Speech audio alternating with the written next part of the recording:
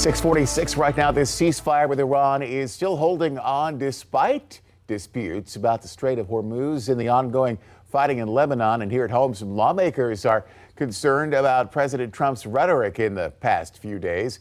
Scripps News Group's Nate Reed is with us this morning. Now, Nate, some of these posts the president has made, like the one threatening to end a civilization, has drawn a lot of criticism.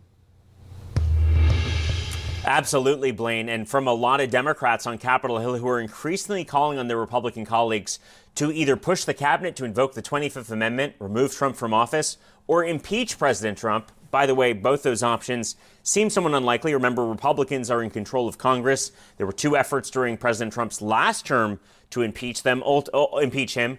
Ultimately, neither of those were successful. No indication that that would be successful as well. But just the rhetoric from Democrats really heating up as they push to put limits on President Trump as this war with Iran stretches on.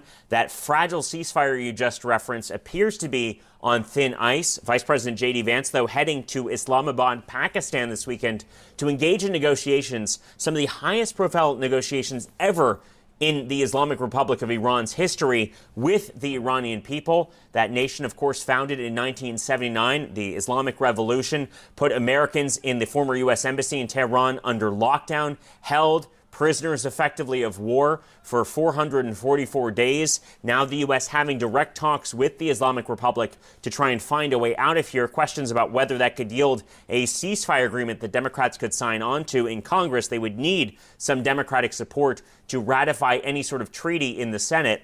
That being said, an increasing number of Democrats with sharp criticism of President Trump just yesterday trying and failing to pass a war powers resolution on Capitol Hill to limit President Trump's ability to continue to conduct strikes against Iran. Here's Congresswoman Sarah Jacobs in the moments after that effort failed.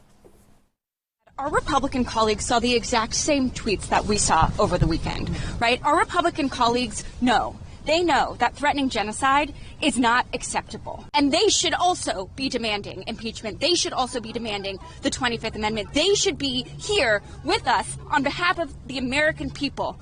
This is not a partisan issue. Blaine, Congress returns Monday. All eyes will be on Islamabad, Pakistan over the weekend for those negotiations with the Iranians and Vice President J.D. Vance, along with a couple of other White House negotiators, including Steve Witkoff, the special envoy to negotiations like this one, and the president's son-in-law, Jared Kushner.